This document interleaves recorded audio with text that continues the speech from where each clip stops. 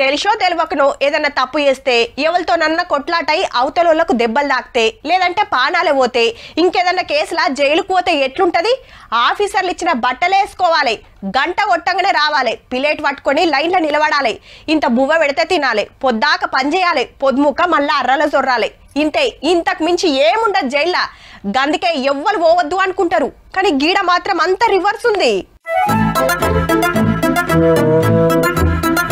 ఓ చేతిల cup, ఇంకో చేతిల cigarette, దోస్తులతోని ముద్దుగా ముచ్చట పెడుతున్నాడు. ఎవరో తెలుసు కదా, అప్పట్లా ఓ అభిమానిని చంపి జైలుకు పోయిన కన్నడ హీరో దర్శన్ గారు. చూస్తుంటే బెయిల్ మీద బయటకు వచ్చిండేమో అనుకునేరు, జైల్లోనే ఉన్నాడు. ఫ్రెండ్లీ పోలీసింగ్ ఈ సౌలతులు వేసిండ్రన్నట్టు హీరో గారికి. పరాకతిగా వీడియో కాల్ కూడా మాట్లాడుతున్నాడు.